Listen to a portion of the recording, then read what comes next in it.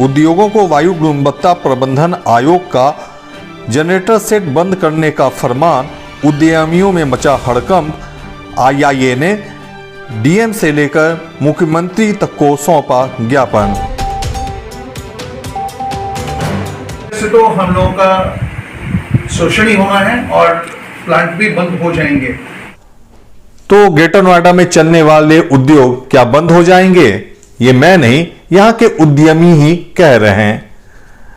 इसकी वजह है कि पिछले 2 महीने से वो ये सोच रहे हैं कि जो फरमान वायु गुणवत्ता प्रबंधन आयोग की ओर से आया है जनरेटर सेट बंद करने का, उसके बाद वो उनके सामने क्या विकल्प है और जो विकल्प दिया जा रहा है उसे वे कैसे प्राप्त करें।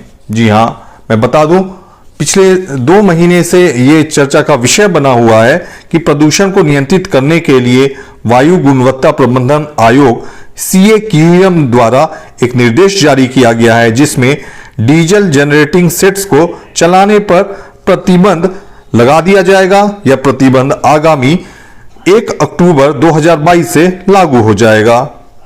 इसके बाद उद्यमियों में ये चिंता सता रही है कि जो विकल्प दिया गया है आयोग के द्वारा कि आप अपने जनरेटर सेट को PNG में परिवर्तित करें, तो उसके लिए एक डिवाइस आती है, जिस डिवाइस का नाम है retrofitted emission control device RECD।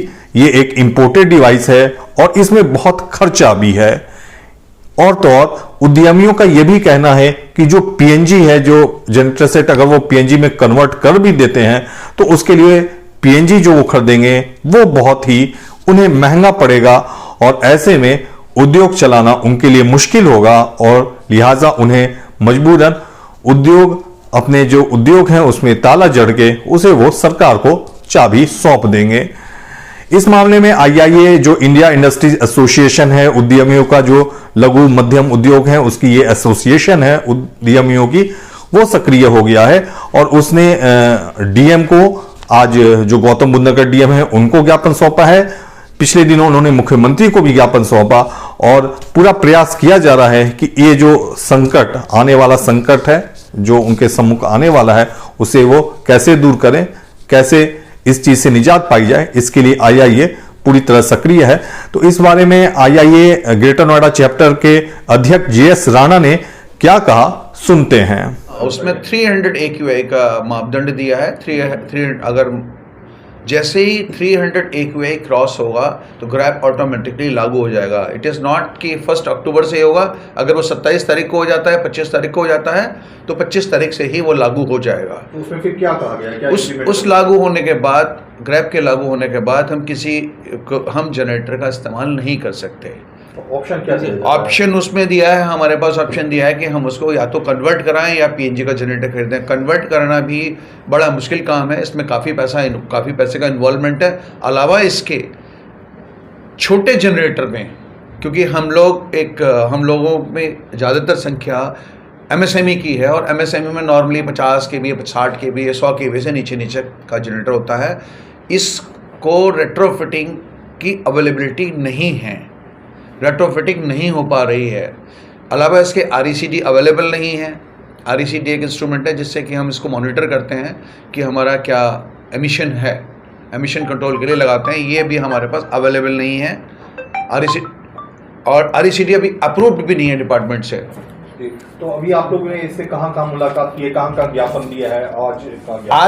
आज स्पेशली हमने NCR के सभी जिला केंद्रों पे सब DM महोदय को ज्ञापन दिया गया है। इसके बाद इसको हम इसकी खबर आज हम सब प्रेस के माध्यम से सभी को दे रहे हैं। इसके बाद हम इसको लखनऊ लेवल पर उठाएंगे और हम लोग इस मुहिम को दिल्ली तक लेके जाएंगे। सारा का सारा ये मामला जो है कहीं ना कहीं बिजली आपूर्ति से संबंधित है। जनरेटर सेट तभी चलेगा जब बिजली की आपूर्ति ठप होगी या कट होगी। जो यहाँ पे ग्रेटर नोएडा क्षेत्र देखा जाए तो यहाँ पे जो बिजली आपूर्ति की जो कंपनी है NPCL, उससे अब उद्यमियों ने गुजारिश की है, आईआईए ने गुजारिश की है कि जो आपूर्ति है उसे 24 घंटे वो सुनिश्चित करे। ये भी कहना है आईआईए का, उद्यमियों का, कि एनपीसीएल की कुछ व्यवस्थाएं हैं जो सही नहीं है, जिसके कारण ये कट लगता है।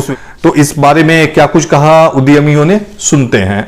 ऑर्डर में जनरेटर की जो बात आ रही है, जनरेटर हमें ज़रूरत ही नहीं है चलाने की। अगर एनपीसीएल यहाँ पे जो सर्विस प्रोवाइड कर रहा है वो अनलिमिटेड सप्लाई दे, उनके पास सप्लाई जो जनरेशन है पूरी तरह अवेलेबल है पीछे नेटवर्क्स में, उनको सिर्फ डिस्ट्रीब्यूशन में दिक्कत आती है और इन्होंने इंडस्ट्री एरिया में अभी तक अंडरग्राउंड इलेक्ट्रिफिकेशन नहीं शुरू किया है।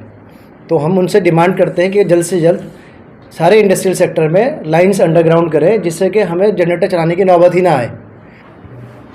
वर्तमान के अंदर भी जैसे अभी बातचीत हो रही है कि 24 में से 23 घंटे की या 22.5 घंटे की लाइट की अवेलेबिलिटी रहती है, मैक्सिमम 1 से 1.5 घंटे के लिए लाइट जाती है, और वो 1 से 1.5 घंटा भी अलग अलग एरिया के अंदर अलग अलग समय पे जाती है। अब उसका एक कारण हो गया, किसी एक लाइन के अंदर 28 फैक्ट्रियाँ हैं और 28 में से एक जने ने पेमेंट नहीं करी और उसका ड्यू डेट निकल गई, तो जब ये उसकी डिस्कनेक्शन करते हैं तो वो पूरी 28 की 28 फैक्ट्री स्विच ऑफ होती हैं। तो ये वो सिस्टम पहले इन्होंने बीच में जनरेट किया था, जिसके अंदर कि किसी एक व्यक्ति का अगर बिजली काटनी है तो खाली उसी की कटती थी। वो सिस्टम इनको महंगा पड़ता था या ऑपरेशन में दिक्कत आती थी, तो उन्होंने वो सिस्टम हटा दिया, जिसकी कि उद्योग बंधु में भी चर्चा हुई थी और इन्होंने उसके अंदर सहारा ये लिया था कि वो बहुत जल्दी फॉल्ट आते हैं उसके अंदर, उसमें फॉल्ट नहीं आते, इनको ऑपरेटिव सिस्टम के अंदर दिक्कत आता है, उसका ऑपरेशन अगर ठीक से रखें तो जैसे दिल्ली के अंदर है, दिल्ली में BSES या जो दूसरी वो सप्लाई कंपनी है, अगर किसी एक्स फैक्ट्री की बिजली काटती है तो खाली उसी की कटती है, बाकी उस लेन में किसी की नहीं कटती है। मेरा मानना ये है कि जो गवर्नमेंट का परसेप्शन है वो MSME के लिए, लघु उद्योगों के लिए जो है वो पॉजिटिव नहीं है।